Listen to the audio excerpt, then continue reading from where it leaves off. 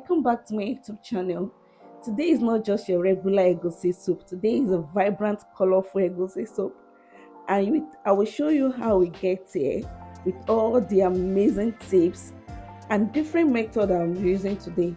So if you don't want to miss out and you want to know what this toast red pepper is doing here, and now I've got to use my Ehuru in this soup, let's get started with you, shall we?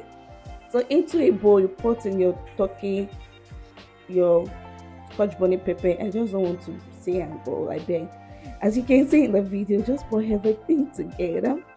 So after pouring it, you're allowed to set to a bit, cover, and allow to marinate for about 3-4 minutes. So you see water coming out from it, then you pour in some water. Yeah, I added a bit more water because I'll be using the stock. And that is it.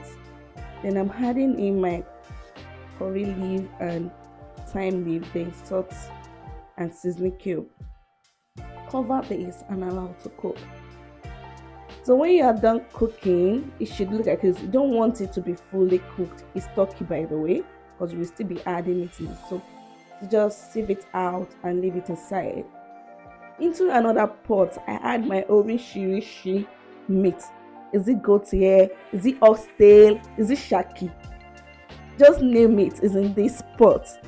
Adding all your ingredients as seen in the caption below. Stir, cover, and allow it to marinate for a while. Then the water will come out like this. Stir all together and leave to cook. Fully cooked, we have different type of meat, so we want it to be fully cooked or almost 98% done. Adding more water and set aside. Allow that to be cooking somewhere. Then into that pan, I've been seeing videos on is it YouTube or Instagram where people are toasting the main egusi seed, but I don't have one.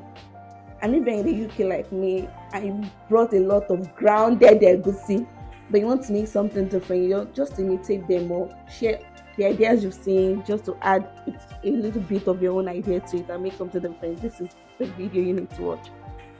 So I gather my egusi. I can see this thing is the aroma is something else. So I was like, this 1 cup will not be enough, so I added more cup to it, and I added my salt and sugar right now, salt and seasoning cube. Then I'm toasting that in another place. Then into your bowl, adding that your fish. This fish is expensive. It's called a jalso.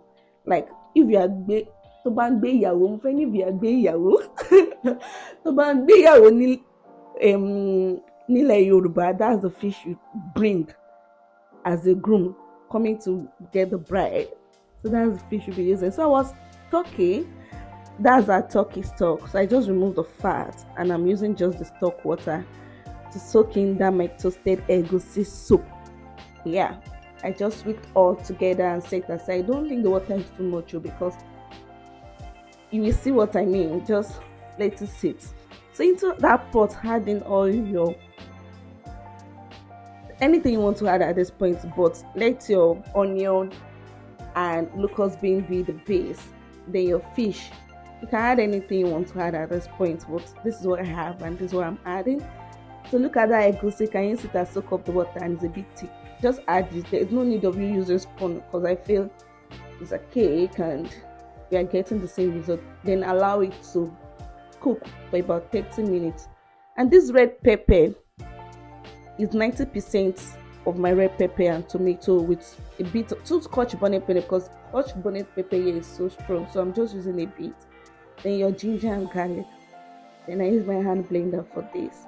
Look how colorful it is even without cooking yet.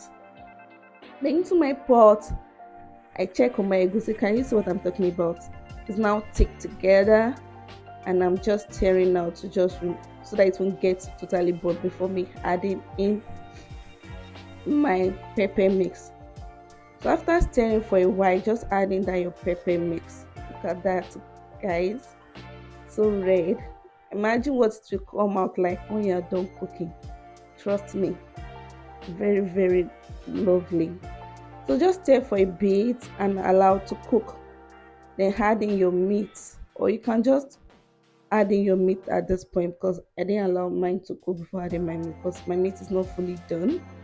Then I covered, and look at this. After cooking, I had in my spinach. The spinach does not need to be totally fully cooked because even the simmer of your food will make it ready in no time.